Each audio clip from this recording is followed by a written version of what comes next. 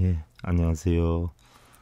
세종시 전동면 노장리에 있는 관음산 자비정사 서일보입니다. 우리 불자님들이요.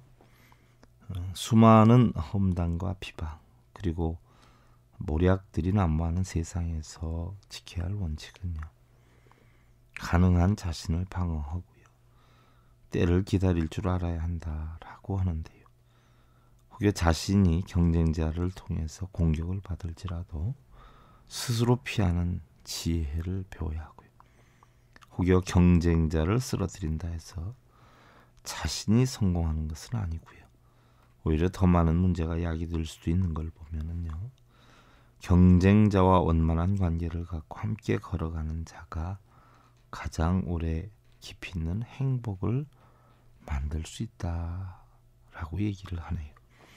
부처님의 진리로 행복을 심어주는 청주 BBS 불교방송 제587회차 서일봉의 반야샘 시간을 통해서 여러분들께 인사를 드립니다. 오늘은 초발심 자격문 40번째 시간인데요. 지난 시간에 죽을 얻어 축원을 해도 그 참뜻을 모른다면 단월시주 그 정성에 부끄럽지 아니한가. 공양 올려 연불 하나 기쁜 이치 못 깨치면 불보살님 성현 앞에 죄스럽지 아니한가. 버러지가 더럽다고 사람들이 미워하듯 계행 없는 사문행자 성현 내가 싫어하네. 세상 소란 저버리고 하늘나라 가는 데는 개 지키는 청정수행 가장 좋은 사다리다. 날개 꺾인 병신새가 거북 없고 못 날듯이 파괴하여 타락하니 남의 구제할 수 없네. 나의 죄도 못 벗고서 남의 죄를 어찌하며 지게 수행 못하느니 고양시주 어찌 받나 하는 부분에 대해 살펴봤고요. 오늘은 무행공신 양무이익이요 무상 부명은 애석불본이 망용상덕하야 능인장고하고 기사자좌하야 영배용락이니라. 닥지 않는 헛 몸뚱이 길러봐도 이익 없고 거품인 듯 뜬 목숨을 아껴본들 쓸데있나. 성현의 덕 바라거든 난행고행 길이 참고 부처 자리 기약하여 오욕쾌락 저버리세. 닥지 않는 헛 몸뚱이 길러봐도 이익이 없다. 그렇죠. 우리는 어느 책에 보니까요. 다 바쁘게 살아요. 근데 중생이나 짐승이나 발언은 똑같이 됐다라고 했죠. 중생이라는 뜻을 우리가 살펴보면 인연 화합에 의해서 무리를 지어서 사는 중생, 그죠? 무리를 지어서 사는 것, 그걸 중생이다 이렇게 표현하는데, 그럼 짐승이든 중생이든 같다는 이야기예요. 근데 중생과 짐승의 다른 점 뭐냐? 중생은 먹을 걸 가지고 나눌 줄 아는데 짐승은 먹을 걸 가지고 싸운다 그러죠. 싸운다고. 하긴 뭐 짐승들 보세요. 먹을 거 가지고 우르릉 우르릉 하고 하지 않아요? 사람들은 모르는 사람이 와도 먹을 거 있을 때면 나눠 먹을 줄 안단 말이죠. 근데 짐승이고 중생의 공통점은요. 살기 위해서 먹는다는 거죠. 살기 위해서. 그런데 짐승은 먹을 걸 구하느라고 바쁘다는 거예요. 근데 사람은 어떻게 돼요? 먹을 걸 구하기를 바쁜 것보다 사람답게 사는데 바빠야 되는데 먹기 위해서 사는 것처럼 먹을 거 구하러 다니기 바쁘다는 이야기죠. 그래서 요즘은 사람의 삶이 아니라 짐승의 삶이다 이렇게 표현하는 경우도 있는데요. 닦지 않는 헛몸뚱이다. 결론 뭐예요? 닦는다는 것은 마음을 닦는 것이죠. 마음을. 여러분들 목욕탕 가서 10년 동안 목욕 한 번 가서 때를 밀어도 한 번만 가면 때를 다 없앨 수가 있어요. 그런데 마음의 때는 못 뺏겨내요. 해와 달이 낮과 밤을 아무리 환하게 비친다라고 해도 내 마음 속에 있는 걱정이나 근심이나 번뇌까지는 비출 수가 없어요. 그래서 결국 내 마음은 바로 뭐예요? 진리를 통해서 닦아야 된다는 거예요. 내 마음속에 탐진치 걱정 근심 번뇌는 결국 뭐예요? 지혜를 통해서 없애야 된다는 거예요. 절을 통해서 없애고 염불을 통해서 없애고 수행을 통해서 뭐 진언을 통해서 없애는 게 아니라 지혜를 깨쳐서 없애야 된다는 얘기예요. 근데 지혜는 터득하지 않고 뭐예요? 다들 없애게 해달라고 빌면서 독경하고 사경하고 쓰고 염불하고 진언하고 하고 있어요. 죽을 때까지 없앨 수가 없다는 이야기죠. 거품인 듯 뜬 목숨을 아껴본들 쓸 때가 있나. 성현의 덕 바라거든 난행고행 길이 참다. 보현보살 10가지 원에 보면 여러분들 우리가 화음이 80화음, 60화음이고 40화음이 있단 말이죠. 80화음과 60화음은 52계위를 설한 그 이치가 돼 있는 거. 비로자나 부처를 거기에서 선정을 했고 문수보살을 선정을 했단 말이죠. 부처님께서. 그럼 40화음은 어떤 내용이냐. 선제동자가 53선지식을 만나러 다니면서 깨달음을 구하는데 결국 53번째 보현보살을 만나가지고 보현보살의 10가지 행원을 배우면서 깨우침을 얻게 돼요.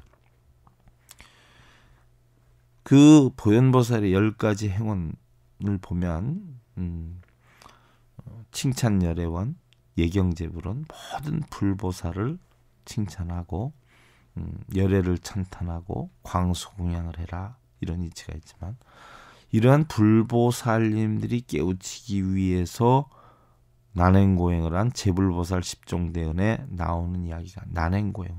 난행고행이다 뭐냐. 깨우침을 얻기 위해서 이루 형성할 수 없이 난행과 고행을 했는데 중생들을 구제하기 위해서 결국 참고 깨우침을 얻었다는 얘기. 부처님이 출가를 하게 된 동기가 어디 있어요? 생로병사의 고통을 없애는 방법을 깨우치기 위해서 출가를 하셨어. 그럼 부처님이 깨우침을 얻어서 45년 동안 중생을 가르친 게 뭐예요? 생로병사의 고통을 없애는 방법을 깨쳐서 그 없애는 방법을 중생들에게 가르쳤어요. 6년 고행했어요. 난행고행했어요. 그래서 결국 뭐예요? 삼신통을 얻었단 말이에요. 인과법인 천안통, 또 업력의 과보가 무명에서 온다 하는 숙명통, 또 이런 번뇌는 다 뭐예요? 무명을 없애면 없어진다 하는 번뇌루자 달진자 누진통, 그리고 부처님이 깨달음을 얻어서 중생구제를 하면서 타심통, 천이통, 신족통을 해가지고 깨달음을 얻을 때 삼신통, 중생구제를 할 때 삼신통에서 육신통을 했단 말이죠. 이 이치가 전부 뭐예요? 마음 닦는 이치란 말이에요. 마음 닦는 이치. 가서 절하고 비는 이치가 아니라 마음을 닦아서 결국 우린 번뇌를 없애려면 뭐예요? 눈, 귀, 코, 용, 몸짓을 제어를 하라고 했는데 육군 가운데에 눈, 귀, 코, 혀, 몸 5개의 오근이 있기 때문에 오영락이 형성이 되는 거라. 그럼 이 오영락을 결국 뭐예요? 없애야 된다는 거예요. 뭐로? 깨달음으로. 깨달음의 묘체가 뭐냐? 공하다는 이치죠. 바로 연기법이 이치예요. 부처님이 깨달음을 얻은 것은 공하다는 지혜를 깨쳤고요. 공하기 때문에 세상의 모든 것은 연기한다는 이치를 터득했어요. 우리도 그럼 뭐예요? 부처님께 깨닫게 해달라고 빌고 이럴 것이 아니라 부처님께서 보살님께서 깨우친 진리를 그대로 뭐예요? 우리도 깨우쳐야 돼요. 그래서 성현의 덕을 바라거든 불보살님의 공덕을 바라거든 난행고행을 길이 참고 바로 뭐예요?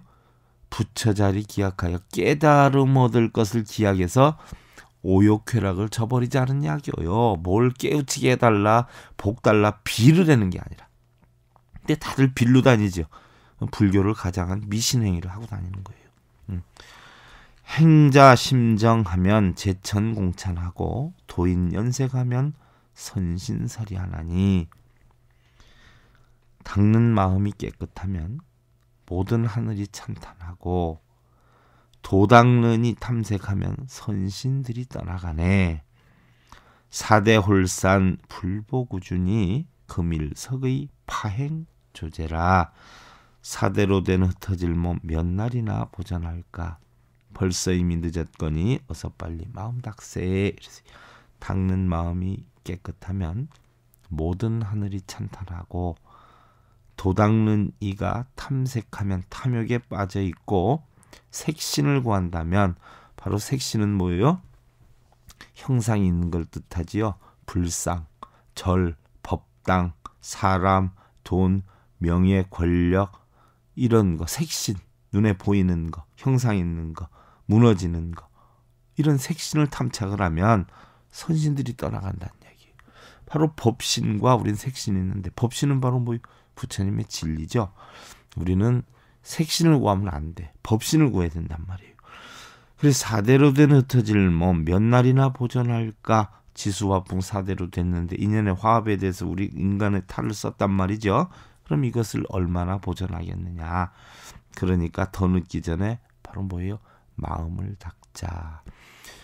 달마 대사의 그 혈명론에 보면 심외 무불성 그랬어요. 마음 위에는 뭐예요? 불성이 없다. 부처가 없다. 여러분들 그 공부 잘하시는 금강경에도 보면요.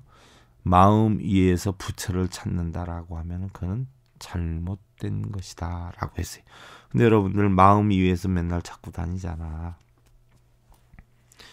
세락 후고 핫함 작제며 일인 장락이언을 합을 수제리요. 도인탐은 시행자 수치요. 출가부는 시군자 소선이라.